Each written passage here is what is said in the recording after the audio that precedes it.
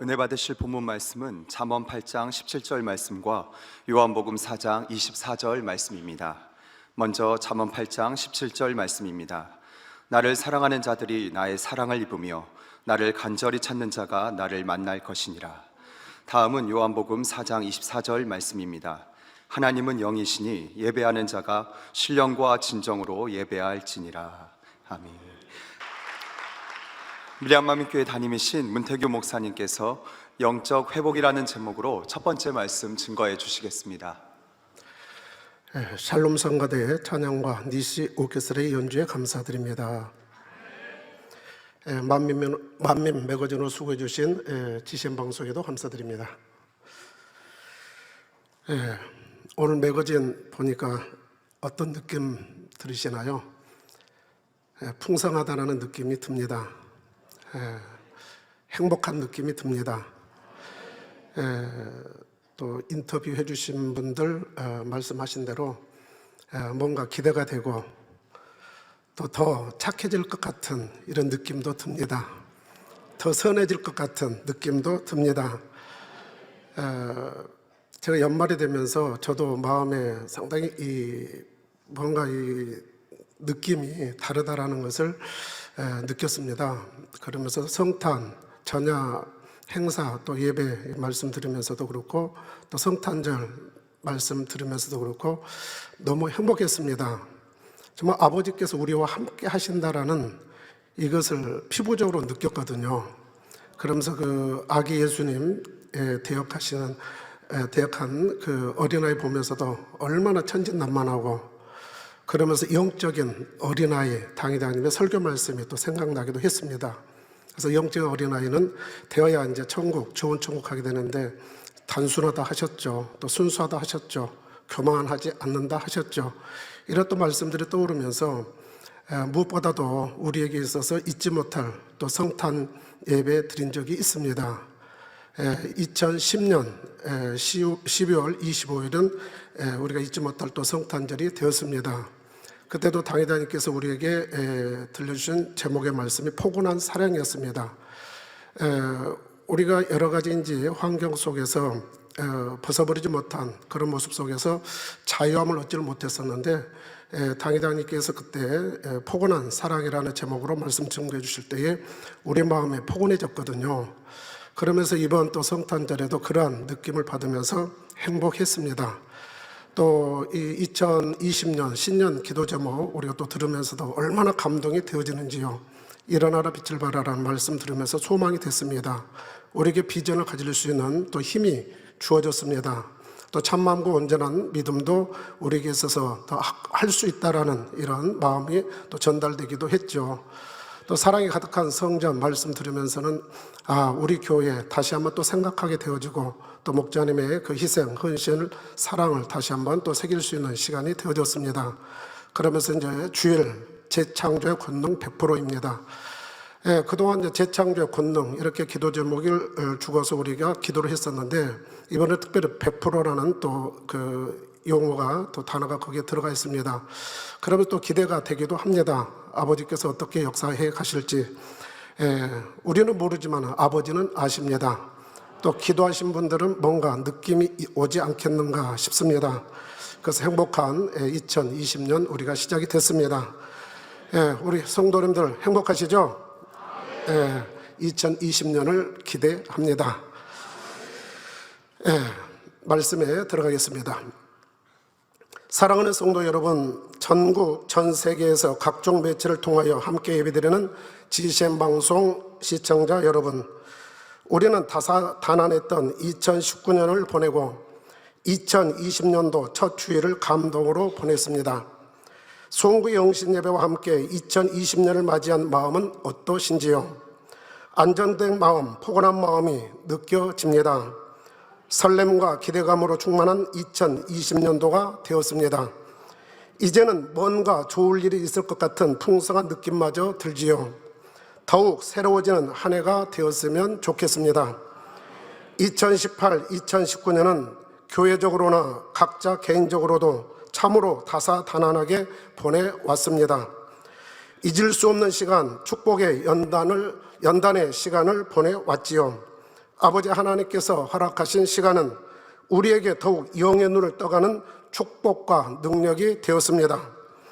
구약의 이스라엘 백성이 신약시대의 유대인들이 하나님을 사랑한다고 하면서도 자기 유익을 따라 떠나가는 현상과 같은 모습을 보기도 하였습니다. 십자가의 도의 말씀만 잘 무장하여 경작의 섭리만 깨우쳐도 자신의 신앙을 지키는 힘으로 작용함도 보았습니다. 천년왕국이 끝나고 잠시 악의 영들을 풀어놓았을 때 사단의 괴계에 물들어가는 현상과 같은 예시를 보는 것 같기도 했습니다. 그러면서도 우리는 남을 탓하고 원망하기보다는 자신의 믿음의 현주소를 발견하고 변화되는 크나큰 축복의 시간이 되었습니다. 마음의 할례, 성결을 다시 한번 깊이 있게 통찰하는 시간이 되었지요. 그러면서 하나님의 나라와 의를 이루는 선과 사랑으로 능력을 입기도 하였습니다.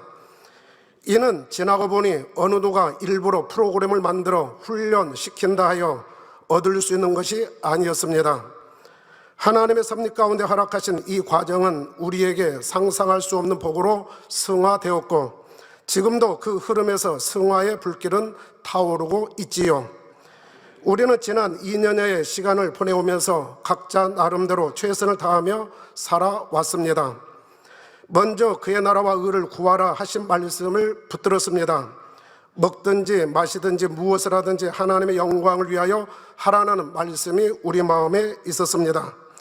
그러하게 우리는 하나님을 사랑하고 교회를 사랑하는 마음으로 있는 위치에서 열정들을 쏟아왔습니다. 어찌하든 나의 유익이 아닌 하나님의 영광을 바라는 마음으로 그리 해왔지요. 하지만 우리 스스로 되돌아볼 때 이 열정의 마음 한편에서는 민망함과 죄송한 마음도 있었음을 부인할 수 없습니다.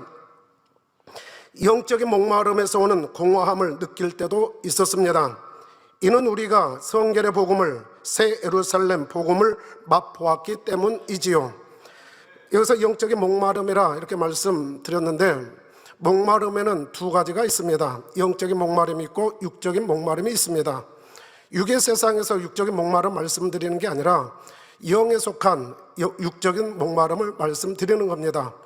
영적인 목마름은 하나님의 나라와 의를 이루기 위한 그 열정, 그러면서 하나님의 말씀으로 변화되고자 하는 이 사모함, 이런 마음으로 타는 목마름 같은 이 어떤 갈증을 느끼는 것이죠.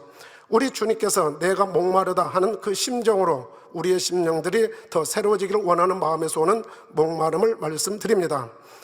그런데 육적인 목마름이라 하는 것은 내 육의 속성을 발휘하지 아니하고서는, 표출하지 아니하고서는 견딜 수 없는 그런 모습들도 있는 것을 보게 됩니다.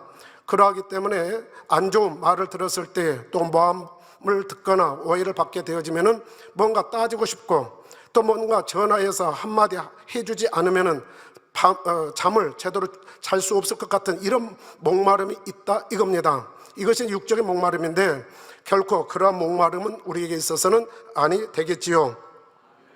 하지만 우리 스스로 되돌아볼 때 이 열정의 마음 한편에서는 민망함과 죄송한 마음도 있다 말씀드렸습니다. 이것은 이 성결의 복음을 통해서 우리는 갖은 핍박과 환난을 당하면서도 더 선을 행했던 선진들의 모습을 배워왔기 때문이지요. 그에 비교했을 때 우리의 모습이 부족함을 느꼈다는 것입니다. 성결과 새 예루살렘의 소망이 있는 한 이 복음 앞에서는 숙연해질 수밖에 없습니다. 좀 더 잘할 걸 하는 아쉬움을 떨쳐버릴 수가 없는 것입니다. 경작의 섭리를 잘 알고 있는 이들이 바라는 최고의 열매, 새 예루살렘 소망의 주인공들이기 때문입니다. 우리는 최고의 선과 사랑을 지향하는 바 아직은 얻었다 함도 아니요 온전히 이루었다 함도 아니기에 참 마음과 온전한 믿음을 바라보는 신앙에서 늘 이런 행복의 고민을 우리는 해왔습니다. 이것이 바로 성결 복음의 진수이기도 합니다. 내외적으로는 무던히도 영적 싸움을 해온 시간은 그동안 겪어보지 못한 다양한 체험을 총체적으로 한 것 같았습니다. 거짓과 비난과 모함도 많이 보았습니다. 또 받기도 했습니다. 삶을 살아오면서 처음으로 겪는 일들도 참으로 많이 있었지요. 부족함으로 나타나는 현상도 있었습니다. 하지만 값진 진주를 만드는 시간이 되었고, 금, 은과는 비교할 수 없는 값진 지혜와 능력을 갖추기도 하였습니다. 신년 기도 제목 일어나라 빛을 발하라는 주역으로 나오기 위한 동기부여와 기초적인 훈련을 미리 받는 느낌이기도 했습니다. 그 일어나 빛을 발하기 위하여서는 그만큼 선과 사랑의 마음이 되어야 하지요. 빛을 발하는 마음이 되어야 하기 때문에 우리에게 있는 이런 어둠들을 발견할 수 있는 시간이 되어졌고, 그러면서 하나님의 말씀으로 다져지는 시간이 되었다는 것입니다. 수요예배 때 당회장님의 말씀을 듣다 보면 이런 느낌을 받았습니다. 요즘 당회장님께서 수요예배 영상 설교로 우리가 듣고 있는데, 이 수요예배 말씀에 얼마나 우리에게 꿀맛 송이꿀 같은 그런 맛을 느끼는지요. 그 말씀을 들으면서 이런 느낌을 받습니다. 잘한 것은 이미 하늘나라에 상급이 되어 있으니 걱정하지 말고 마지막 때 섭리를 이루는 주역으로서 천국 새 예루살렘에서 누릴 영광의 주인공이 되기 위해 부족한 부분을 이렇게 채우면 됩니다 라는 자상함을 느끼게 됩니다. 당회장 말씀을 듣다 보면은 잘한 것보다는 우리가 못하고 있는 것, 또 실수한 것, 이런 것들이 많이 깨우쳐지는 시간이 됩니다. 그런데 그 시간들이 당회장님께 우리에게 주시는 자상함의 사랑의 메시지로 느껴진다는 것입니다. 바로 일어나 빛을 발하는 주역이 되기 위해서, 또 새 예루살렘의 주인공이 되기 위해서는 이렇게 해야 한다라는 그런 느낌으로 받는 것이지요. 주변에서 말하는 것 참고하고 지적이나 권면 받은 것도 있으니, 그리고 성령께서 깨우쳐 주신 것도 있으니 그것으로 발견함의 기회로 삼아 소중히 여기고 기도하면서 채워가면 됩니다라는 사랑의 메시지로 들려지기도 합니다. 발견되고 부족한 부분이 부담으로 작용하게 함이 아니요, 할 수 있다는 소망을 주시는 은혜로 다가오는 것입니다. 치열한 영적 싸움에서 분명 부족한 부분들이 많았습니다. 그렇지만 하나님의 나라와 영혼들을 위해 애써온 마음을 알아주시고 그 수고가 헛되지 않도록 오히려 합력하여 선을 이루어 주시는 것입니다. 더 온전해지도록 역사해 주시는 것이지요. 이러한 사랑이 느껴질 때는 감사와 함께 감동과 희열이 함께 합니다. 사랑장, 위로부터 난 지혜, 그리고 성령의 음성, 주관 인도에 관한 말씀에 비답해 드러나는 자신의 어두움으로 낙심할 것 같다가도 어느새 영적인 힘과 사랑, 소망으로 다가오는 것입니다. 신비롭기까지 하지요. 다윗은 자기를 살피시고 인도하시는 하나님을 시편 139편 14절에 이렇게 고백합니다. 내가 주께 감사하오면 나를 지으심이 신묘막측하심이라. 주의 행사가 기이함을 내 영혼이 잘 아나이다. 이렇게 고백하였지요. 경작의 섭리가 오묘하고 기이합니다. 나를 지으시고 만민의 성도가 되게 하사 최고의 경작의 특권을 누리고 있으니까요. 이 성결의 말씀, 새 예루살렘에 대한 말씀은 우리 만민만이 누리는 복으로 저는 알고 있습니다. 다른 데서 들어보지를 못했습니다. 바로 당회장의 메시지 안에는 항상 아버지의 마음, 주님의 마음, 그러면서 우리가 어떻게 인간 경작을 받아서 열매가 되어야 할 것인지, 또 아버지께서 태초이제를 품으셨던 그 경작의 섭리를 우리로 하여금 알게 하시기 때문에, 그 은혜의 공간 안에 있기 때문에 우리는 넉넉히 이뤄갈 수 있다는 것입니다. 성결 복음과 새 예루살렘의 말씀을 어디에서 들을 수 있겠는지요? 늘 자신을 성찰할 수 있는 은혜가 흐르고 있는 공간입니다. 그런데 이 공간은 누구에게나 차별 없이 열려 있고 영의 공간을 느끼는 사람들의 소유가 되고 있지요. 누구에게나 열려 있습니다마는, 그러나 그 공간을 누구나 또 소유할 수 있는 것은 아니다 이겁니다. 천국 가기가 쉽습니까? 어렵습니까? 천국 가는 것 너무너무 쉽습니다. 아멘. 천국 가는 건 무지무지 어렵습니다. 아멘. 아멘. 아멘. 목사님이 이상하시다. 쉽다, 어렵다. 예. 자, 쉬운 것은 뭐냐 하면은 8복 말씀에 첫 번째 말씀하시죠. 심령이 가난한 자를 복이 있나니 천국이 저희 것이며, 심령이 가난한 사람에게서는 천국 가기가 너무너무 쉽습니다. 그러나 천국 가기가 너무너무 어렵습니다. 누구에게는? 부자에게는. 왜요? 부자가 천국에 가기가 어찌 어려운지 약대가 바늘기로 들어가는 것보다 더 어렵다 했습니다. 약대가 바늘기로 들어가는 거 불가능합니다. 그런데 그보다 더 불가능한 것이 부자가 천국 가는 것이라 말씀하고 있는 것이죠. 그 마음의 부자, 세상 것으로 부자, 자기 것으로 부자인 사람은 하나님 앞에 나오기가 쉽지 않다 이겁니다. 그렇기 때문에 어떠한 사람에게는 천국 가기가 너무너무 쉬운 반면 어떠한 사람에게는 천국 가기가 너무너무 어렵다는 것입니다. 그래서 쉬운 쪽에 있는 사람은 천국 가는 것이고, 어려운 쪽에 있는 사람은 천국과 반대되는 곳으로 갈 수밖에 없지요. 무엇이든 좋게 보면 캄캄하고 답답합니다. 그러나 시야가 넓게 열리게 되면은 입가에 소망의 미소가 지어지기도 합니다. 왜요? 영의 세계를 깨우치기 때문에 그러하다 이겁니다. 나와 같이 부족한 자를 이끄시어 넘어지지 않게 하셨다는 것, 영의 눈이 닫히지 않게 하시고 변함없이 영적 성장의 기회를 입고 있다는 것이 감사한 것입니다. 저는 그렇습니다. 지금까지 올 수 있었던 은혜가 무엇인가 했을 때에 아버지 하나님의 은혜가 저의 영의 눈을 닫히지 않게 해주셨다라는 것입니다. 영의 눈이 닫힌다면 영의 세계를 깨우칠 수가 없다 이겁니다. 그렇다면 승리해 나가는 것도 그만큼 어렵게 되는 것이죠. 그러나 아버지께서 예배 중에, 기도 중에, 찬양 중에 또 마음에 할 일을 이루는 영적 충성을 이루어 나갈 때에 그 영의 눈을 더 떠나갈 수 있도록 은혜를 주셨다라는 사실입니다. 항상 더 나은 내일을 바라보는 눈은 지치지 않고 갈 수 있는 힘이 되었습니다.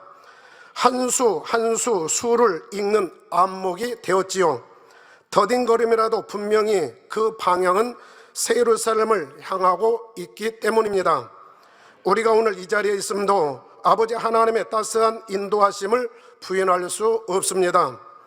오늘도 좋은 날, 복된 날 주심에 감사하며 아름다운 예배의 향을 올려드리는 복된 시간이 되기를 주님의 이름으로 기원드립니다. 사랑하는 성도 여러분, 오늘은 영적 회복이라는 제목으로 은혜를 나누고자 합니다. 기도 중 주관을 받아 말씀을 준비하다 보니 회복이라는 단어가 많이 들리더군요. 저로서도 우리 교회의 흐름이 어떠함을 더욱 느낄 수 있어 참으로 감사했습니다. 지금의 흐름이 바로 그와 같은 흐름, 새로워지는 흐름이다라는 것입니다. 에베소서 4장 13절에서 우리가 다 하나님의 아들을 믿는 것과 아는 일에 하나가 되어 온전한 사람을 이루어 그리스도의 장성한 분량이 충만한 데까지 이르리니 하신 대로입니다.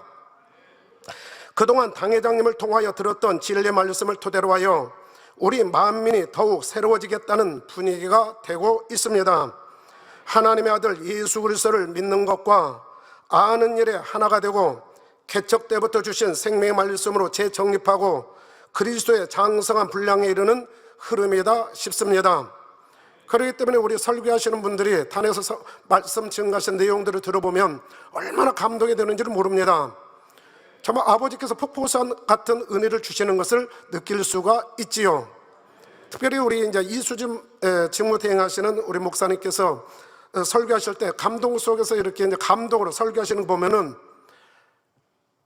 저분은 지금 자신이 설교하는 것이 아니다 이 싶은 느낌을 받는 거예요.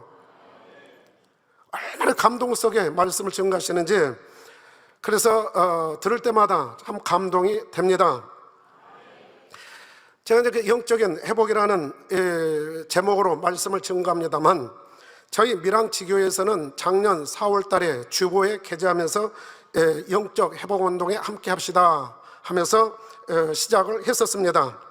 예배에 대한 회복, 기도, 찬양, 충성에 대한 회복, 이 네 가지 분야로 우리가 기도하면서 이루어 왔지요. 어느 성도님께서 축복의 연단의 시간을 보내면서 이 운동이 힘이 되었고 더욱 말씀과 기도에 마음을 쓸 수 있었다고 고백하는 것을 보면서 얼마나 감사하던지요. 그러나 다는 아님을 보게 됩니다. 이와는 상관없이 무디어진 구습대로 가시는 분도 있는 것을 보면서 자연스레 기도가 되어지지요. 한 사람이라도 더, 아니 모두가 동참하면서 함께 했으면 하는 바람이기 때문에 그렇습니다. 잠언 8장 17절에 나를 사랑하는 자들이 나의 사랑을 입으며 나를 간절히 찾는 자가 나를 만날 것이니라고 말씀하여 주신 공의가 경작을 마치기 전까지는 우리 가운데 흐르고 있습니다. 물론 이 때 시기적으로 이제 마치는 그 시간이 있겠습니다만은 개인적으로도 각자 마치는 또 시간이 있을 수 있지요. 그러나 우리는 다 같이 함께 가기를 원하는 이러한 기대감이 있습니다. 그러니 하나님께 속한 것이라면 이러한 공의, 곧 하나님을 사랑하는 자 사랑을 입고 간절히 찾는다, 만난다라는 이 공의가 흐르고 있기 때문에 하나님께 속한 사람이라면 무엇이든지 감사함으로 받고 영적인 의미를 부여하며 이룬다면 하나님의 은혜를 입게 됩니다. 혹 무너진 곳이 있다 하더라도 수축할 수 있는 은혜가 임하리라 믿습니다. 혹여 소홀했던 부분이 있었다 할지라도 점검되어 온전함을 이루어간다면 이전보다 더 풍성한 열매가 맺히리라 믿습니다. 힘, 약물이 되는 것이지요. 욥은 연단 후 엄청난 축복을 받았습니다. 연단이 허락되기 전에는 욥도 그렇고 그 영향권에 있는 주변 사람들도 부족함이 없이 풍요와 함께 행복했을 것입니다. 그러던 어느 날 하나님께서는 사단의 송사를 받아들여 축복의 연단을 욥에게 허락하십니다. 상상하지 못할 정도의 환경은 근본의 악이 드러나면서 하나님을 원망하고 자신의 생일까지 저주하게 되지요. 그렇지만 하나님께서는 여전히 욥의 편에서 끝까지 함께 하십니다. 부족한 부분을 터치해 가시니 놀라운 변화가 일어납니다. 아버지의 마음을 알고 자신의 부족함을 알면서 회개하여 회복하니 이전보다도 갑절의 축복을 받지요. 자녀의 복도 받는데 딸들에 대하여 표현하시기를 전국 중에 욥의 딸들처럼 아리따운 여자가 없었더라고 기록하셨습니다. 우리는 지난 시간 이제 보내오면서 자기 생일을 저주한 사람은 없겠지요. 욥은 자기 생일까지 저주하면서 하나님을 원망했습니다. 그러나 아버지 하나님께서 아버지 하나님의 마음을 알 수 있도록 터치해 주었기 때문에 그가 그것을 받아들이면서 회개하고 그러면서 갑절의 축복을 받았던 것이지요. 그래서 우리가 욥의 연단을 생각하게 되어지면 우리 자신들도 또한 희망이 있습니다. 그러나 우리는 이제 성령 시대에 살고 있고 또 무엇보다도 당회장님의 생명의 말씀이 있기 때문에 그 말씀을 성령의 감동으로 하나하나 우리가 마음에 터치 받으면서 깨달아 간다면, 그래서 회복해 나간다면 우리는 욥보다도 더 수월하게 이루어갈 수 있다는 사실입니다. 우리 또한도 축복의 연단을 허락하신 아버지 하나님께서 우리 편이 되어주셔서 인도해 가고 계십니다. 이 사랑을 느끼시는지요? 우리의 마음을 알게 하고 아버지 하나님, 주님, 목자님의 마음을 알게 하사 채워가게 하시니 회복과 부활의 값진 시간이 되고 있는 것입니다. 회복이라는 단어를 사전에서 찾아보았습니다. 원래의 상태로 돌이키거나 원래의 상태를 되찾음이라 정의하고 있더군요. 관련된 용어로 회복 탄력성이라는 용어도 있었습니다. 이 회복 탄력성이라는 용어는 나온 지가 그리 오래된 것 같지는 않습니다. 영적인 의미를 부여하면 도움이 되겠다 싶어 소개해 드립니다. 회복 탄력성이란 크고 작은 다양한 역경과 시련, 실패에 대한 인식을 도약의 발판으로 삼아 더 높이 뛰어오르는 마음의 근력을 의미한다 합니다. 밑바닥까지 처졌다 하더라도, 역경 시련 속에서 처졌다 하더라도 다시 대튀어 오를 수 있는 그 힘, 마음의 근력이 바로 회복 탄력성이라 표현하고 있다는 것입니다. 심리학이나 정신의학 등 다양한 영역에서도 연구되는 개념으로, 다른 말로 표현하면 극복력, 탄성, 탄력성, 회복력 등으로 쓰기도 한다 합니다. 물체마다 탄성이 있듯이 사람에게도 탄성이 있다는 것입니다. 사람마다 탄성이 다른데, 탄성이 강하면 강할수록 역경으로 인해 밑바닥까지 떨어졌다 해도 대튀어 오른다는 것입니다. 이런 사람들은 대부분 원래 있었던 위치보다 더 높은 곳까지 올라갈 수 있다 합니다. 개인이나 조직이 지속적인 발전을 이루고 있는 경우, 커다란 성취를 이뤄낸 경우를 보게 되면 실패나 역경을 딛고 일어섰다는 공통점이 보인다고 합니다. 회복 탄력성이 있었다는 것이지요. 영적으로도 마찬가지입니다. 하나님께서는 사람마다 회복 탄력성이 다 다른데요, 하나님은 그 정도를 다 아시고 그 그릇됨에 따라 연단을 허락하시고 더욱 온전케 하셔서 사용해 가심을 볼 수 있습니다. 믿음의 선진들이 그리했지요. 조직에서도 마찬가지입니다. 조직 속에서 함께 받는 연단과 고난에 대하여 그 의미를 어떻게 부여하고 인식하느냐에 따라 함께 성장할 수도 있고 자신의 도태를 가져올 수도 있는 것입니다. 그러니까 받고 있는 역경, 고난을 어떻게 부여하느냐에 따라서 성장할 수도, 이전보다 더 성장할 수도, 그렇지 않을 수도 있다는 것입니다. 부정적인 의미 부여는 더욱 상황을 안 좋은 쪽으로 몰아가게 되지요. 하지만 긍정적인 의미로 받아들이는 습관을 가진 사람은 부정적 상황 인식으로 인하여 과소비 되는 감정적 에너지를 문제 해결을 위한 것에 유용하게 사용할 수 있다 합니다. 보다 더 집중하는 데 활용할 수 있다는 것입니다. 그러니까 우리가 역경, 고난을 당하였을 때에 우리로서는 이제 연단이죠. 받아서 부정적인 의미를 부여하게 되면은 거기에 에너지가 과소비 된다 이겁니다. 그런데 긍정적으로 생각을 하게 되어지면은 또 긍정적으로 그 의미 부여를 찾아서 목표 삼고 기도하면서 해나간다면은 부정적으로 소비될 수 있는 그 에너지, 그것을 더 긍정적으로 발휘해 나가는 데 있어서, 되튀어 오르는 데 있어서 에너지로 활용할 수 있다는 것입니다. 그 결과는 이전보다 더 좋은 환경을 만들고 발전, 성장을 가져온다는 것이지요. 긍정적인 힘이 탄성을 높인 것입니다. 회복 탄력성이란, 다시 말씀드리면 인생의 밑바닥까지 떨어져도 꿋꿋하게 되튀어 오르는 마음의 근력이라는 것입니다. 이와 관련하여 조금만 더 하겠습니다. 들으시면서 이해만 하셔도 영적인 의미 부여에 도움이 되리라는 생각입니다. 회복 탄력성에는 세 가지 지수가 있다 합니다. 첫 번째 지수는 스스로 감정과 충동을 잘 통제할 수 있는 자기 조절력. 두 번째 지수는 주변 사람과 건강한 인간관계를 맺을 수 있는 대인 관계력. 세 번째는 긍정적 정서를 유발하는 긍정성이라 합니다. 좀 이해가 되십니까? 네, 다시 한번, 스스로 감정과 충동을 잘 통제할 수 있는 자기 조절력이 있어야 탄성을 갖게 된다는 사실입니다. 또 주변 사람과 건강한 인간관계, 그걸 맺을 수 있는 이 대인 관계력, 또 긍정성을 부여할 수 있는 긍정적 정서죠. 긍정적 정서를 부여할 수 있는 긍정성, 이것을 가질 때에 그만큼 회복 탄력성의 탄성을 갖게 된다는 것입니다.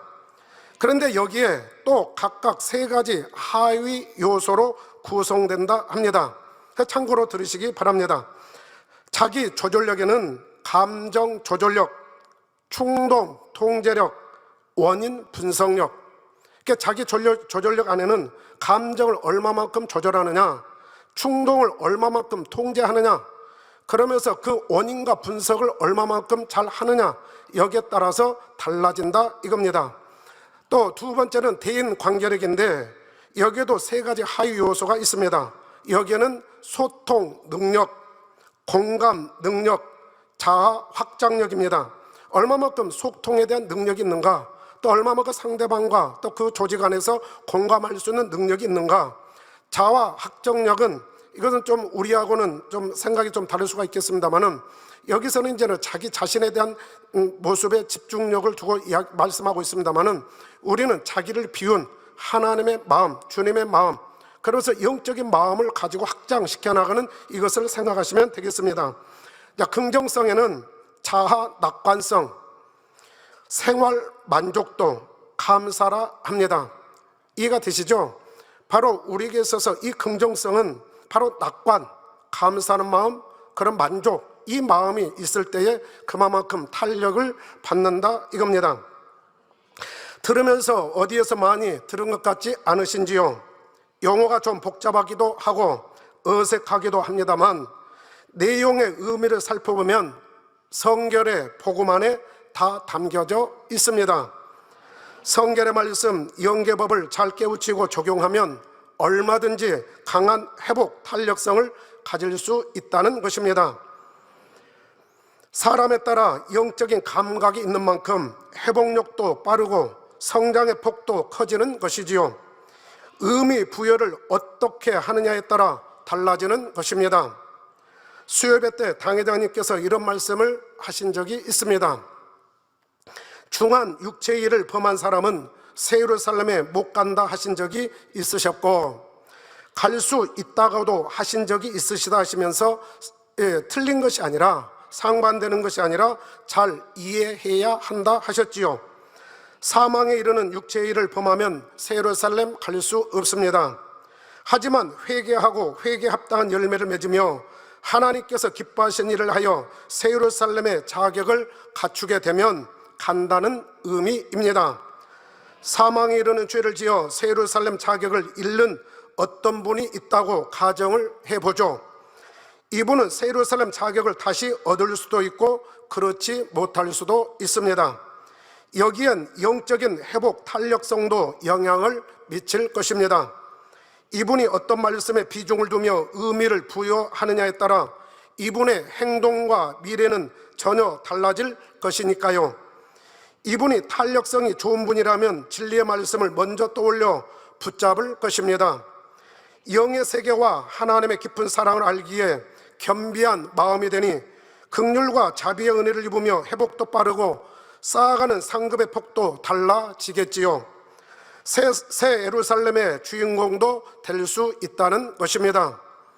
그렇기 때문에 우리는 가능성이 있다 이겁니다. 지난 2년여 시간들을 보내오면서 우리는 어떻게 보냈습니까? 바로 우리는 살아남았습니다. 당회장님께서는 창립 때 메시지 주셨을 때에 우리에게 말씀하셨었죠. 앞으로 천국 가서 추억할 일들이 많이 있을 것이다 이렇게 말씀하시고, 그러면서 우리가 또 성탄 예배 때는 믿음으로 잘 이겨주신 성도님들 감사합니다. 아버지 사랑, 주님의 사랑이 함께하기 때문에 우리는 넉넉히 이길 것입니다. 그러면서 이번 또 송구 영신 예배 때 메시지로 주신 것은 우리 마지막 때에 우리가 할 일이 많다라고 말씀해 주셨습니다. 이런 흐름에서 볼 때에 당회장님께서 지금 현재 우리를 보실 때 얼마나 기뻐하시겠습니까? 바로 우리가 지금까지 잘 승리할 수 있었다라는 것은 새 예루살렘 갈 수 있는 자격이 얼마든지 있다라는 사실입니다. 당회장님께서 이제 나오시면 이 재창조의 권능의 100%를 행하시는 이때가 분명 있을 것인데, 그렇게 되어지면 얼마나 충만하겠습니까? 이미 우리에게는 영적인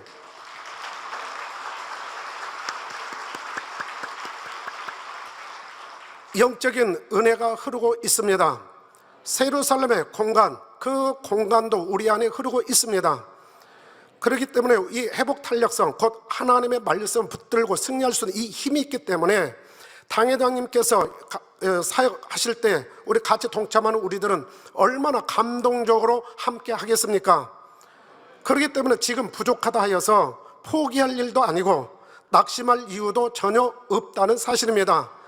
지금 우리가 가고 있는 모습 속에서 발견되어지는 것 하나하나 버리겠습니다. 그렇게 하겠습니다. 도와주세요. 이런 마음만, 긍정적인 마음만 갖는다 하더라도, 그러면서 어제보다 오늘이 낫고 오늘보다 내일이 나는 이런 모습 속에서 감사하는 모습만 되어진다 한다면 얼마든지 할 수 있다는 사실입니다. 하지만 하나님의 사랑을 깨닫지 못하고 오해하여 자책하여 낙심하고 있다면 새 예루살렘하고는 멀어지는 것입니다. 더더구나 이러쿵 저러쿵 하면서 판단, 정죄하다가 스스로 자기에게 걸려 넘어지면서 회복력을 상실한다면 부끄러운 구원의 기회도 못 잡을 수 있지요. 디모데전서 5장 22절 후반절에서는 다른 사람의 죄에 간섭지 말고 내 자신을 지켜 정결케 하라 하셨으니 남의 죄에 간섭하다 넘어지는 경우가 있어서는 안 될 것입니다.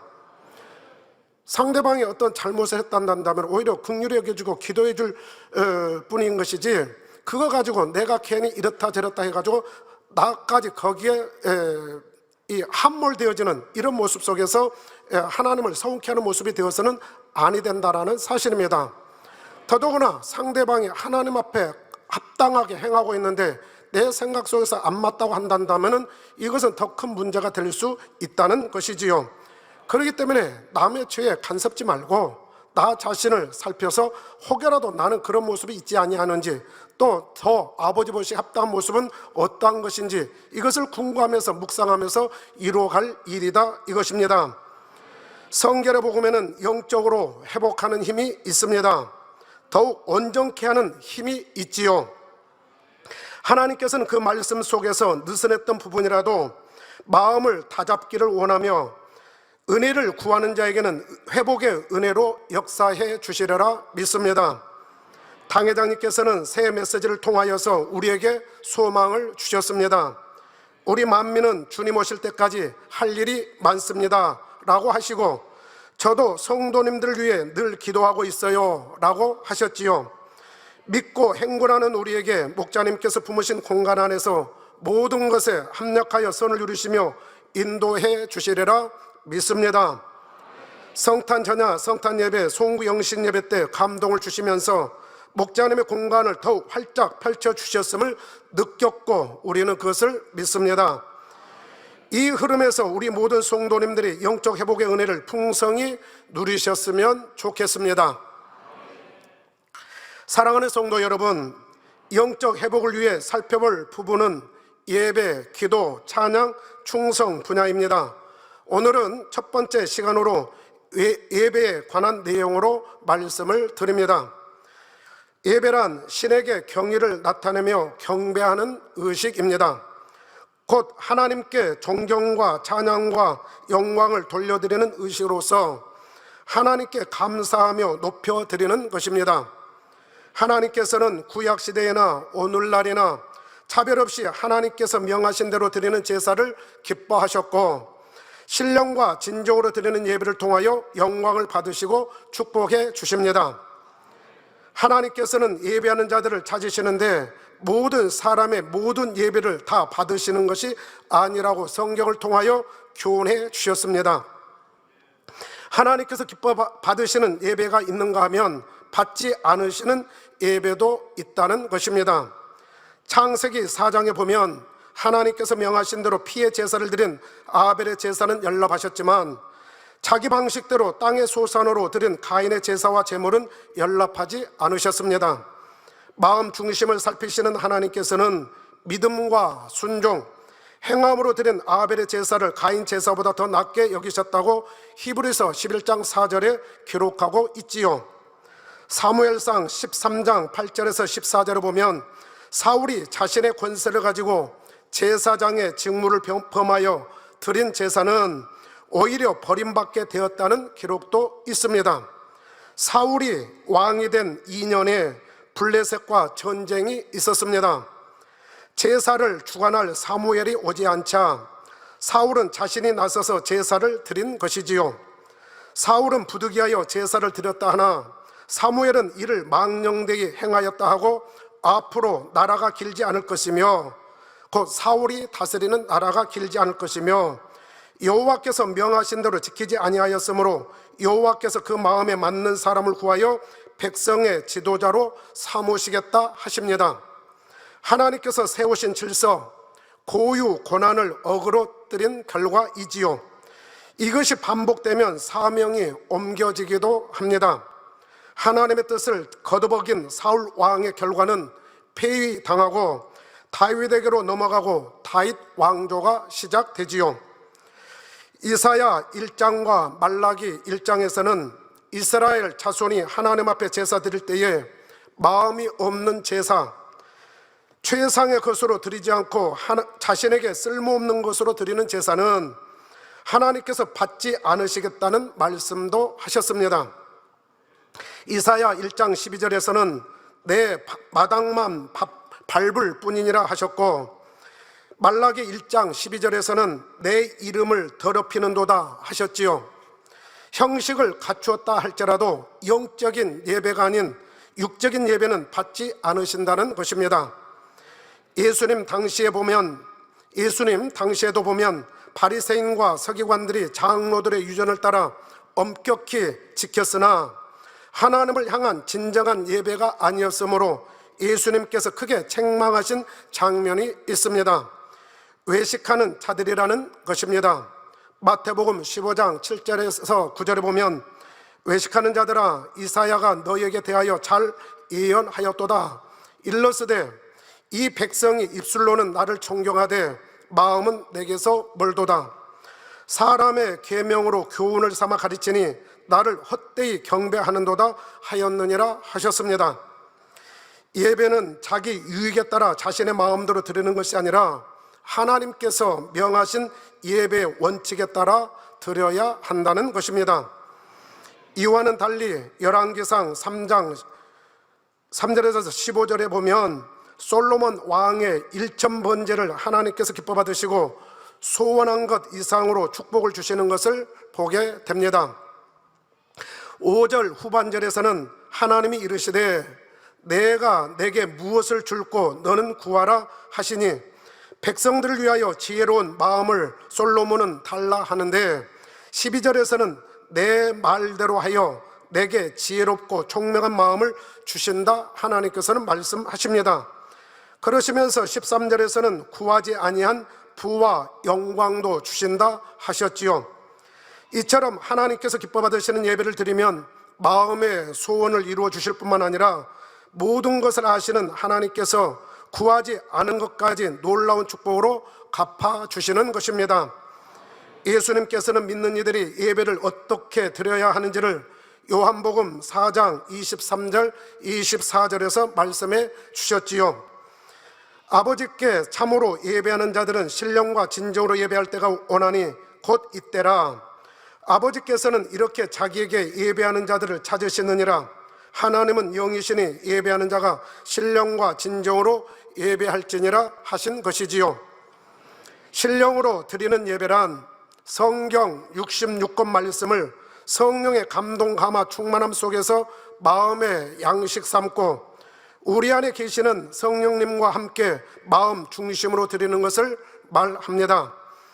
진정으로 드리는 예배란 하나님께 대한 바른 이해와 함께 몸과 마음과 뜻과 정성을 다하여 하나님을 사랑하는 중심으로 기쁨과 감사, 기도와 찬양, 행함과 예물로서 드리는 것을 말합니다. 그렇기 때문에 우리가 이제 예배할 때는 예물과 함께 드리는 것이죠. 감사한 마음, 기뻐하는 마음, 또 구원해 주심에 감사하고 우리에게 또 좋은 소망, 또 새 예루살렘 소망, 아름다운 소망 주신 것에 감사하고 또 우리는 또 당회장님께서 나오실 것을 또 소망하면서 아버지 앞에 감사하며 예배 드리기도 합니다.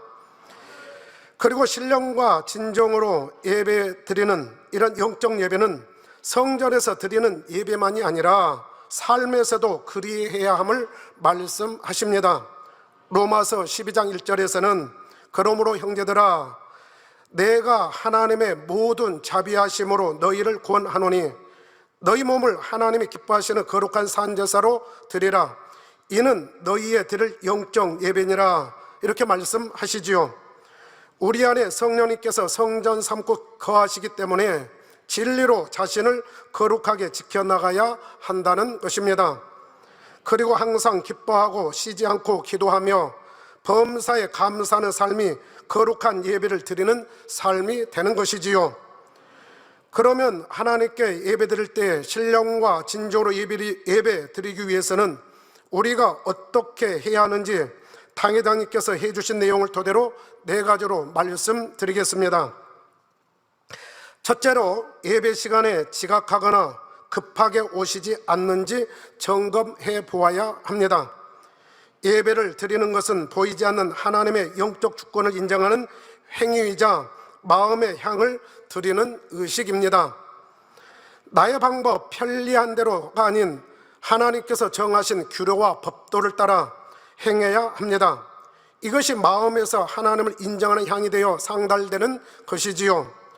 묵도에서부터 축도나 주기도문으로 마치기까지 함께 해야 합니다. 10분이라도 미리 와서 마음의 준비를 하고 드리게 되면 더욱 감동의 예배가 되리라 봅니다. 머리 부분인 묵도를 소홀히 해서도 안 되고 잘 드리다가 마무리 부분에서도 소홀히 해서도 안 됩니다. 예배의 유종의 미를 거두지 못한다면 온전한 예배라 할 수 없기 때문입니다. 예배 시간은 하나님 앞에 드리기로 약속된 시간입니다. 따라서 어떤 이유에서든지 예배 시간에 지각하거나 중간에 자리를 뜨는 것은 하나님 앞에 무리 행하는 것이 되므로 스스로 점검하여 소홀함이 없어야 하지요. 그러나 또한 예외인 경우도 있는 것을 우리 성도님들은 또한 이해를 해 주셔야 합니다. 예배 위원들이 있습니다. 안내위원, 헌금위원, 또 방송 관련하신 분들, 또 기타 여러 분야에서 봉사하시는 분들이 있죠. 또 차량부원들도 있습니다. 봉사대도 있습니다. 또 접대 관련해서도 봉사하시는 분들이 있고, 예배 후에 다음 순서를 원활하게 진행하기 위해서 또한 내 유익이 아니라 하나님의 일을 위해서, 또 교회를 위해서, 또 상대를 위해서 이렇게 자리를 옮기시는 분들이 있다 이겁니다. 이러한 경우들도 있기 때문에 무조건 중간에 또한 끝마무리를 해서 자리를 뜬다 해서 저분 무례하게 행하시네 예배, 그렇게 생각할 일은 아니다 이겁니다. 자칫 또 판단하는 경우가 되어지면 하나님과 더 영적 교감을 이루기가 어렵죠. 우리는 하나님 앞에 내 할도리를 해나가면 되는 것입니다. 둘째로 예배 시간에 말씀 듣기에 전념하고 있는지 점검해 보아야 합니다. 예배할 때는 말씀에 집중해야 합니다. 혹여라도 예배 시간에 산만하게 할 수 있는 것은 없는지 살펴서 예배 전에 정리하는 것이 좋습니다. 예배는 말씀을 전하는 설교자가 있지요. 설교자는 하나님을 대신하여 말씀을 증거하기 위해 거룩한 날에 세워진 주의 종입니다. 주의 종은 양떼들을 천성으로 인도하는 길잡이 역할을 하고 있기에 회중은 설교자의 말씀에 집중하여 듣는 것이 중요합니다. 어떤 분은 개인 신방 받는 마음으로 예배 드린다고 합니다. 이러한 마음으로 예배 드리는 분을 말씀을 들을 때는 참으로 감사하지요. 무엇보다 말씀을 들을 때에 설교자에 대하여 육신의 생각을 동원하여 판단을 해서는 안 됩니다. 육신의 생각을 동원하면 아무리 하나님의 말씀이요 영혼을 살리는 말씀이라 해도 은혜를 받을 수 없고 하나님과 담을 만들 수도 있습니다. 예배를 드리면서 있는 담도 헐어야 하는데 오히려 담을 더 쌓는 예배가 되고 있다면 어찌 되겠는지요. 우리가 예배드리러 오는 것은 하나님을 경배하며 영광 돌리면서 아버지로부터 주시는 은혜 또 능력, 이것을 힘넣는 시간입니다. 그런데 만약 육신의 생각을 동원해서 여러 가지 안 좋은 현상들을 나타낸다면 오히려 그와 같은 은혜에 반대되는 모습으로 나타날 수도 있다는 사실입니다. 그래야하기 때문에 결코 그리해서는 아니 된다는 것입니다. 당회장님께서 창세기 강해 때 영의 세계를 분별할 수 있는 말씀을 해 주신 적이 있습니다. 예배뿐만 아니라 신앙생활, 삶에 있어서도 꼭 필요한 말씀이기에 이 시간 소개해 드립니다. 아무리 빛의 환경에 있다 해도 빛을 택하느냐 어둠을 택하느냐는 결국 개인이 스스로 결정할 수 있기 때문입니다. 이제 멸망의 길로 가는 경우에 대해서 말씀하시면서 하신 내용입니다. 빛의 환경이 있다 하더라도 빛을 택하느냐 어둠을 택하느냐에 따라서 가는 길은 달라진다 이겁니다. 환경도 중요하지만 정작 더 중요한 것은 자기 자신이 빛을 좋아하느냐 어둠을 좋아하느냐인 것입니다. 아무리 빛으로 둘린 공간에 있다 해도 마음과 생각에 어둠의 요소가 있다면 어둠의 영과 접할 수 있습니다. 사단의 사주를 받을 수가 있지요. 예를 들어 하나님의 성전인 이 공간도 하나님께서 성령의 불담으로 천군 천사로 지켜주십니다. 당회장님께서 말씀하신 내용입니다. 그런데 이 공간 안에 들어와 있기만 하면 사단의 역사를 안 받나요? 여러분 에덴 동산을 떠올리시면 이해하는 데 도움이 되실 것입니다. 예배 시간에 잡념에 빠지고 말씀을 듣는 중에 판단하고 정죄하는 사람도 있지요. 더 나아가 마귀의 역사를 받아 성전 안에서 다투는 등의 육체의 일을 하는 사람도 있습니다. 아무리 성령의 역사가 강하고 하나님께서 빛으로 둘러 지키신다 해도 사단 또는 마귀의 역사를 받는 사람들이 있지요.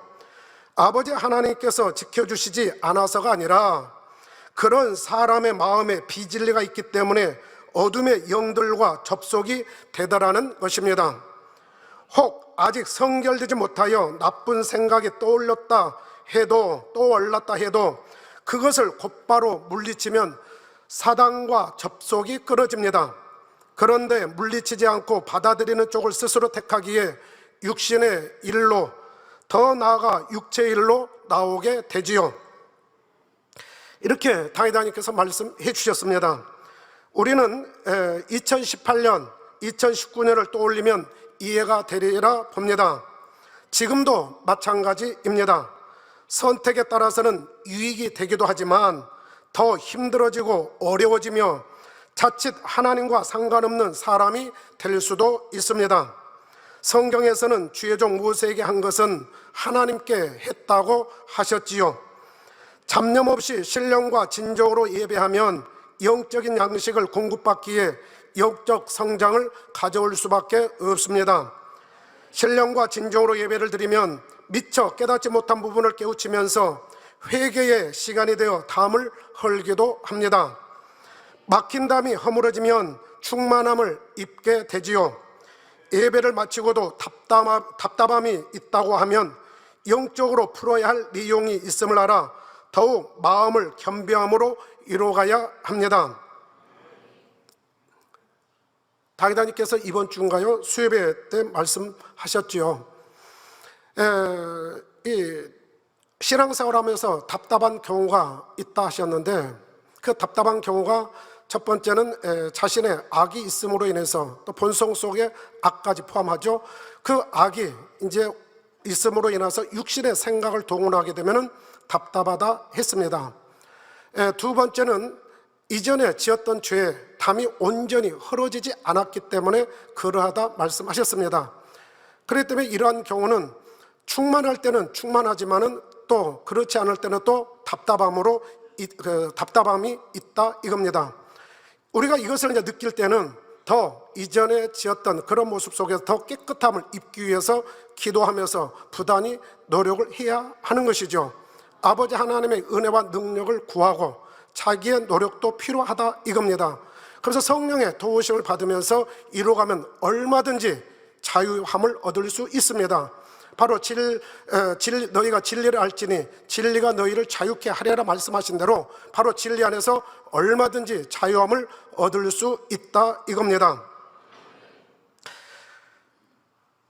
신령과 진정으로 예배를 드리면 절망 중에 있을 때에도 할 수 있다는 소망이 생깁니다.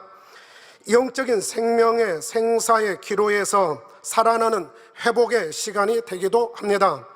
사명 감당을 위해 어떤 계획을 세웠다가도 하나님께서 더 기뻐하실 선한 지혜가 오기에 방향을 수정하는 시간이 되기도 합니다. 이것은 자신과 아버지 사이에서 얼마든지 이루어질 수 있는 일이다 이겁니다.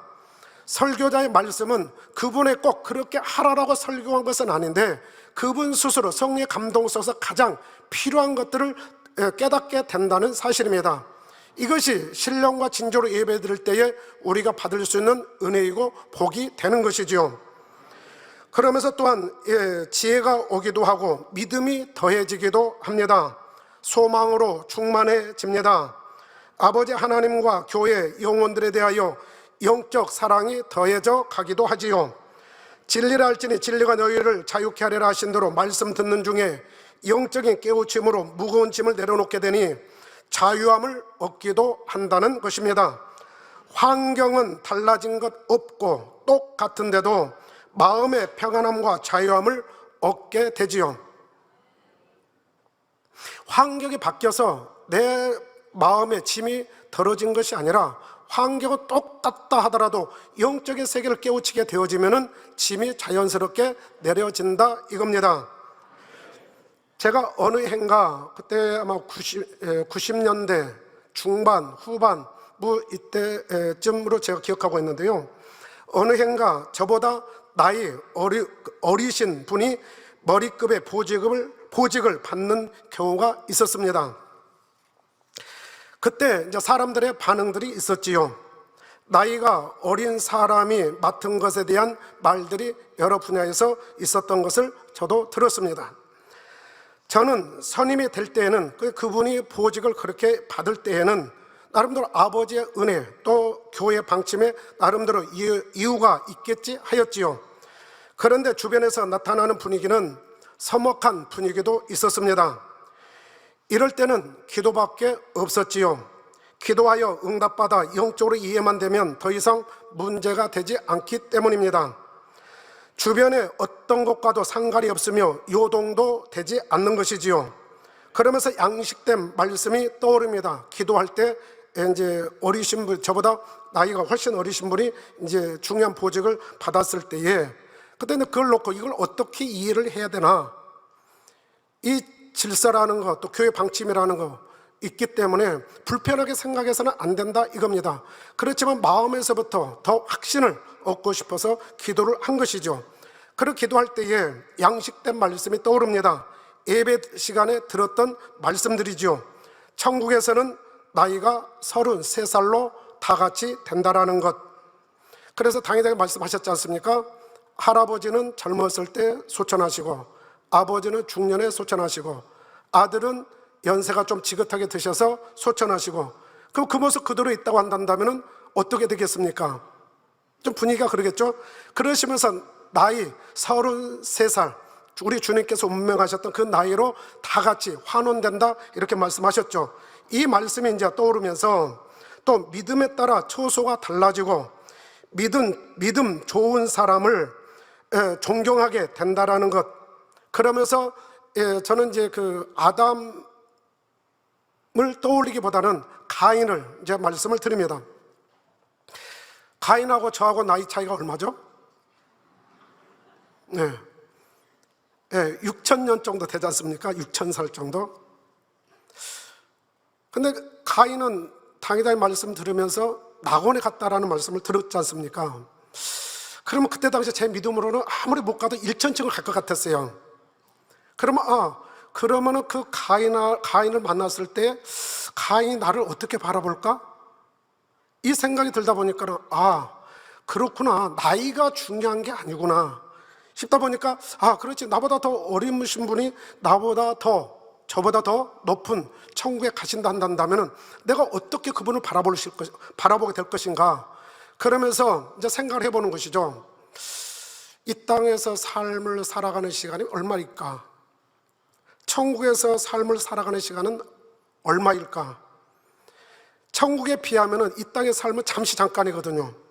잠시 잠깐 제가 더 나이가 많다고 해서, 예를 들어서 제가 더 나이가 많다고 해서 뭔가 이 어깨를 으쓱하면서 하려고 하는 이 마음이 과연 영적인 신앙생활에 도움이 되겠는가? 높은 천국에 갈 수가 있겠는가? 어차피 천국에 가면 그분을 섬겨야 될 것인데, 그렇단다면 조금이라도 더 섬기는 것이 내게 영적으로 도움이 되지 않겠는가? 그러면 손해볼 일은 하지 말자, 이런 마음이 전달되다 보니까는 그때 모든 걸 다 깨끗하게 청산이 된 거예요. 그렇기 때문에 그때서부터 나이 어린 사람이라 하더라도 이 어린아이가 나보다 더 높은 천국 가면은 내가 그만큼 우러러 봐야 될 분이지, 사람이지, 아이지, 이렇게 바라보다 보니까 그 나이 어리다 하여서 함부로 대할 수 있는 것이 아니다라 이겁니다. 이것이 이제 하나 정립이 되니까는 모든 분야에서 이해가 되는 거예요. 그러면서 이제 그 청년 때도 생각이 납니다. 청년 때는 지금 뭐 어떻게든 이제 호칭들을 어떻게 하고 있는지 모르겠습니다만은, 청년 때는 나이가 적든 많든 형제님, 자매님이었거든요. 저도 그때 당시에 20대 중반이었으니까 저보다 나이 많으신 분이 많았었죠. 또 나이 어린 분도 있었죠. 그럼 형제님, 자매님, 그러다 보면 거기에 사사로운 것들이 개입이 안 되고, 또 오늘날로 표현하면은 기관장님, 부기관님, 총무님, 서기는 기관에서도 또 연합회장님, 연합총무님 그렇게 불렀거든요. 그러면서 자연스럽게 나이 어리지만은 나보다 더 사명 이런 분야 더 높게 받고 있으면 그만큼 섬기는 마음에서 호칭을 해드리는 거예요. 그러다 보니까 그 동네에서 예를 들어서 알고 지냈던 후배라 하더라도 그 후배가 어떻습니까? 교회 와가지고 더 높은 위치에 있으면 더 존경의 마음으로 바라볼 수밖에 없는 거죠. 그래야 질서가 서는 것이고, 그렇지 아니하면 후배 정도로만 생각하고 아니면 나보다 더 어린 사람이라고만 생각하게 되어지면 그만큼 그분이 하시는 것에 대해서 마음에 와 닿기가 쉬운 것은 아니다 이겁니다. 그렇기 때문에 우리가 호칭하는 데 있어서도 우리가 항상 더 마음을 써서 하면 좋은 것이죠. 그래서 이렇게 하면서 이제 그 문제가 해결이 되어졌습니다. 이렇듯이 이러한 것을 깨우치고 나니까는 이제 다른 분야들도 다양하게 적용이 될 수 있었다 이겁니다. 그래서 고집 피우면서 손해볼 것인가, 인정하고 기쁨으로 감사함으로 함께하며 상급 쌓는 아버지의 일을 함께 이룰 것인가, 답은 간단하였지요. 그러나 선택은 자유입니다. 바로 저는 이제 이것을 생각하면서 무슨 생각까지 해봤냐면은, 이분에게 제가 고백한 적은 없으니까 만약에 천국 가셔서 제가 그렇게 한 것에 대해서 고맙게 생각을, 이 마음이 조금이라도 있다 한다면은, 있으시면 그분이 저보다 더 좋은 집에서 사신다 한다면 한 번 정도는 초대해 주시지 않을까, 이런 어떤 기대감도 가져보는 것이죠. 왜냐하면 워낙 많은 시간을 우리가 천국에서 살기 때문에 그렇습니다. 그래서 한 번 가고 나면 또 그 다음 안 가겠습니까? 그만큼 자주 이제 왕래할 수도 있겠지요. 영의 세계, 영적인 것들을 깨닫고 보면 육의 것은 아무것도 아님을 알게 됩니다. 신앙생활이 어느 때부터인가 답답하고 무거운 분이 있으신지요? 마태복음 11장 28절에서는 수고하고 무거운 짐진 자들아 다 내게로 오라, 내가 너희를 쉬게 하리라 하셨습니다. 영의 것을 붙들지 못하고 육의 것을 붙들고 있기에 무거운 것은 아닌지 살펴보시면 답을 얻는 도움이 되실 것입니다.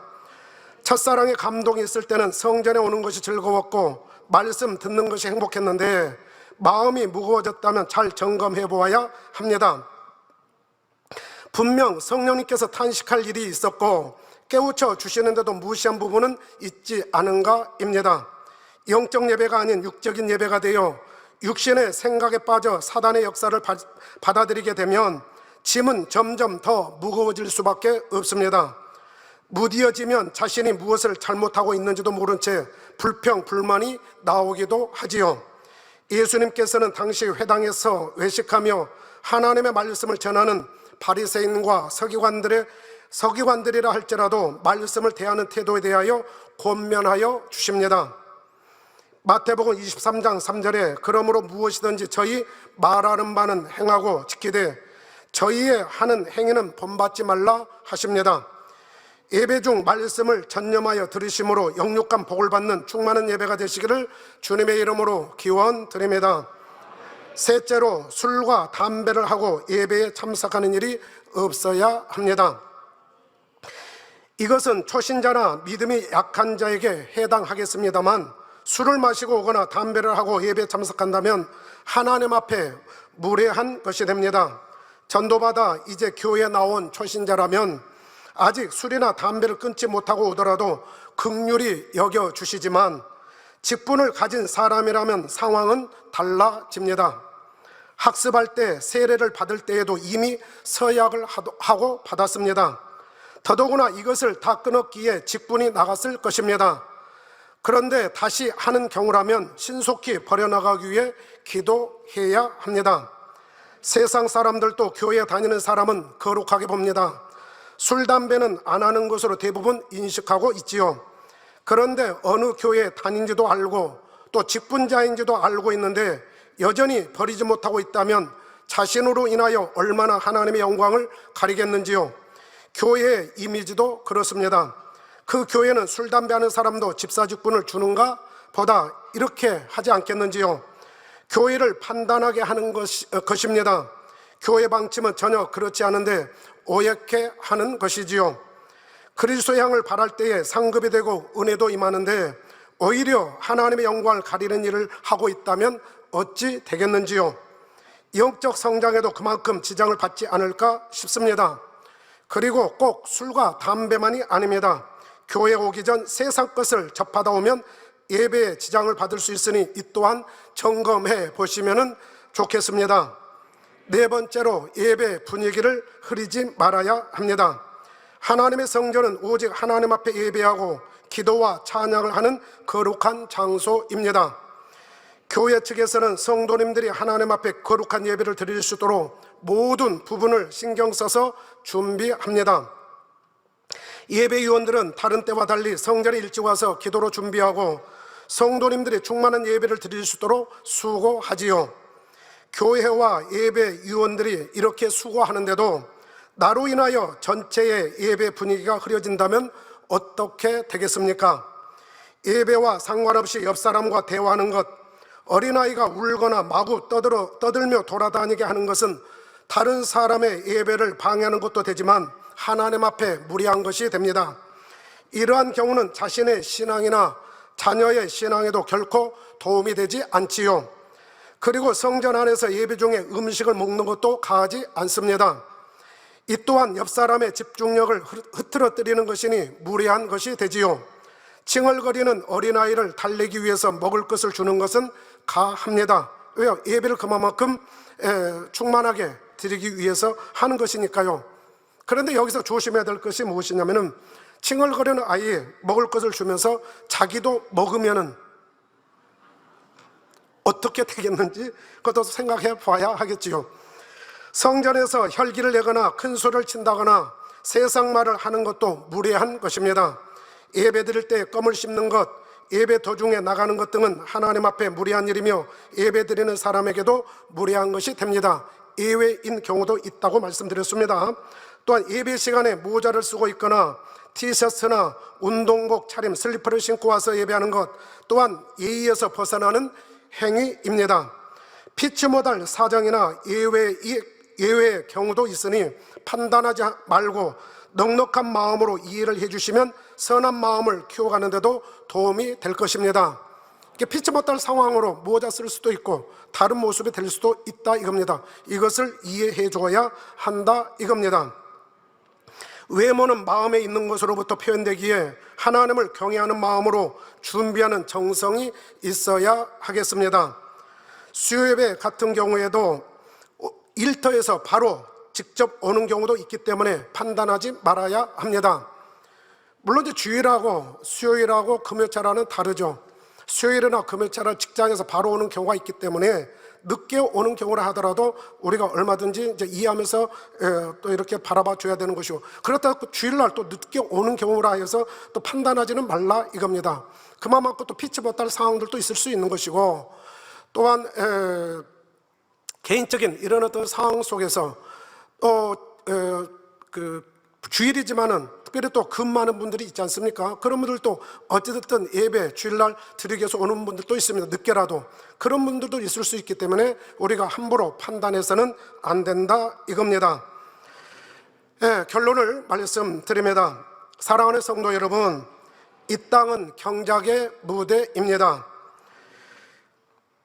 경작의 무대는 기회가 있다는 것입니다. 에덴은 경작의 무대가 아니기에 범죄하면 회복의 기회가 없어 쫓겨났습니다. 악이 용납되지 않은 공간이기 때문입니다. 악을 경험한 후 후회하고 회개한다고 해서 용서받고 머무를 수 있는 공간이 아닌 것입니다. 곧 에덴 동산이 그렇습니다. 그러나 우리가 살고 있는 이 땅의 공간은 그렇지 않습니다. 어그러지고 잘못하였다 하더라도 후에 깨우치고 회개하면 회복할 수 있는 공간입니다. 회복의 기회가 있다는 것입니다. 이런 기회를 갖고 있다는 것은 큰 축복이지요. 경작이 끝나고 가는 곳에서도 회복의 기회가 주어지지 않습니다. 곧 영원한 세계, 천국과 지옥이지요. 이 땅에서 삶을 살아가고 있는 동안에 영의 것으로 깨우치는 대로 회복해가는 복된 성도님들이 되었으면 합니다. 2020년에는 지난날의 자신의 모습보다도 훨씬 더 새로워질 수 있습니다. 진리를 알기에, 영계법을 알기에 강한 회복력도 발휘할 수 있습니다. 설령 바닥을 쳤다 하더라도 다시 오를 수 있는 힘, 저력이 있습니다. 하나님께서는 욥에게 축복을 주시고자 하는 계획을 가지고 있으셨습니다. 그리하여 축복의 연단을 허락하시고 자신을 발견케 하셨고, 하나님의 마음 또한 알려주시어 그 마음에 담게 하심으로 이전보다 더 아름다운 열매를 맺는 진정한 회복을 이루게 하셨습니다. 우리는 성결의 복음이 있기에 축복의 연단에서 수월하게 자신을 발견하는 시간이 되고 있습니다.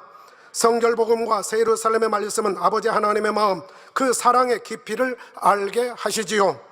욥에게 향한 하나님의 사랑이 우리에게도 임하고 있습니다. 당회장님으로부터 배우고 받고 듣고 본받을 행하고자 하는 모든 이들에게 평강의 하나님이 지키시고 인도해 주시리라 믿습니다. 오늘은 영적 회복이라는 제목으로 첫 번째 시간으로 예배 관련하여 말씀드렸습니다. 2020년을 소망주게 바라보며 신령과 진정으로 예배를 드리기 위해서 예배의 시간을 잘 지키고 있는지, 말씀 듣기에 얼마나 전념하고 있는지, 술, 담배, 세상 것을 멀리하고 예배에 참석하고 있는지, 예배 분위기를 흐리는 분위기는 없는지 점검하면서 신령과 진정으로 예배를 드려야 함을 말씀드렸습니다. 예배를 성공하면 신앙이 성공합니다. 신앙이 성공하면 삶이 성공합니다. 이 성공한 삶은 인간 경작의 참다운 열매로 나타나게 될 것입니다. 여기에는 또 기도도 빼놓을 수 없습니다. 말씀과 기도는 바로 수레바퀴처럼, 두 수레바퀴처럼 맞물려 돌아가지요. 설렘과 기도 속에 감동으로 맞이한 2020년, 분명 우리에게 주어진 복된 나날이 될 것입니다. 주님 오실 때까지 할 일 많은 이 재단에서 영적 장수로, 그리고 새 예루살렘의 주인공이 되기 위한 자격들을 만들어가는 복된 시간이 될 것입니다. 이와 같은 은혜의 흐름에서 복된 성도님들이 되시기를 존귀하신 우리 주 예수 그리스도의 이름으로 축원합니다.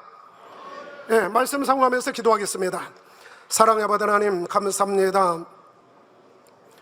오늘 우리가 영적 회복해야 될 분야에서 예배에 관련하여 말씀을 드렸습니다. 아버지 말씀드린 모든 것이 생각나게 하여 주시고 깨닫게 하여 주시어서 아버지께서 원하시는 신령과 진정으로 예배할 수 있는 은혜를 입을 수 있도록 축복하여 주옵소서.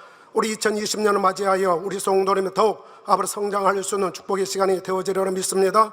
아버지께서 은혜 주사 영광 받아 주옵소서. 우리 주 예수 그리스도의 이름으로 기도하옵나이다. 아멘. 영상을 통해 당회장님의 환자 기도를 받겠습니다. 아픈 분들은 아픈 곳이나 연약한 곳 위에 손을 얹고 기도받으시고, 아프지 않으신 분들은 가슴에 손을 얹고 마음의 소원을 위해 믿음으로 기도받으시기 바랍니다. 할렐루야. 전능하신 사랑의 아버지 하나님, 이 시간 기도받는 모든 성도님들 위해 안수하여 주옵소서. GCN과 인터넷과 화상을 통해 기도받는 지교회와 지성전 그리고 전세계 하나님의 자녀들 위에도 시공간을 초월하여 역사하여 주시기를 원합니다. 믿어지는 믿음을 주시고 부정적인 생각과 의심의 세력을 물리쳐 주옵시며 모든 시험 환난도 물리쳐 주옵소서.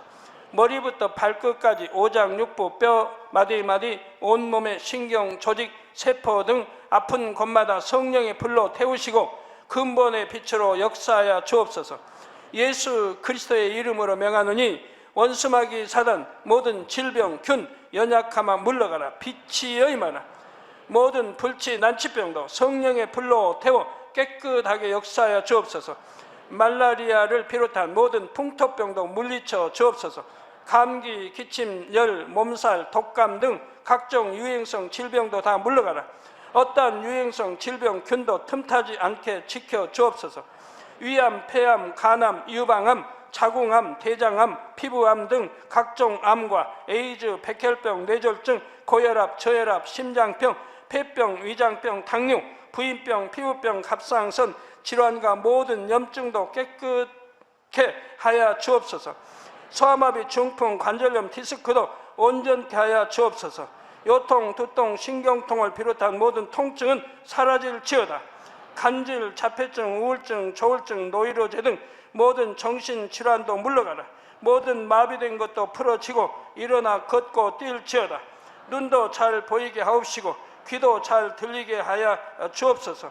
소경은 눈을 뜨고 기머거리는 들으며 벙어리는 말할지어다.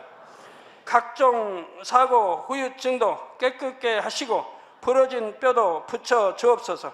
화상 입은 것도 온전케 하옵소서. 화기야 물러가라. 열도 물러가라. 아버지 흉터도 나지 않게 역사해 주시기를 원합니다. 마약을 비롯하여 각종 약물과 독극물 중독도 깨끗함을 입을지어다. 죽은 신경과 세포가 살아나며 죽은 자도 살아나게 하여 주옵소서. 잉태의 축복도 주시기를 원합니다. 잉태 축복을 받으라. 예수 그리스도의 이름으로 명하노니 원수마귀 사단아 하늘 공중 곳에 잡은 악의 영들아 물러가라. 그의 사자들도 물러갈지니라. 이 땅의 악한 영, 더러운 영, 거짓되고 간사한 영, 이간질하고 미혹하는 모든 어둠들은 물러가라.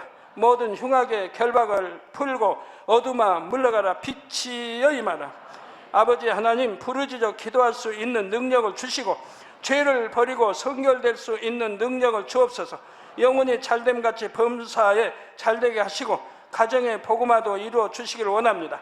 한 주간도 모든 사고와 재앙으로부터 지켜주시고 불통이 없는 형통한 삶을 살 수 있도록 축복해 주옵소서. 성령의 불담으로 천군 천사와 주님의 불꽃 같은 눈동자로 모든 하나님의 자녀들과 가정, 일터, 사업터를 지켜주시기를 원합니다. 학생들에게 지와 명철을 더하시고 공부도 할 수 있는 뜨거운 마음과 열정도 더하여 주옵소서. 마음과 생각을 세상에 빼앗기지 않도록 지키시고 하나님을 뜨겁게 사랑하는 학생들로 축복하여 주옵소서. 하나님의 자녀들이 먹으나 마시나 입으나 무엇을 하든지 하나님 앞에 영광 돌리는 삶이 되게 축복하여 주시기를 원합니다. 나는 하나님을 만났노라, 체험했노라, 응답 받았노라, 축복 받았노라, 간증하는 입술이 되게 역사하여 주옵소서. 아버지 하나님 감사합니다. 홀로 영광 받으옵소서. 우리 주 예수 그리스도의 이름으로 기도하옵나이다. 아멘. 涙の中おらる主愛の主それは命与える救いの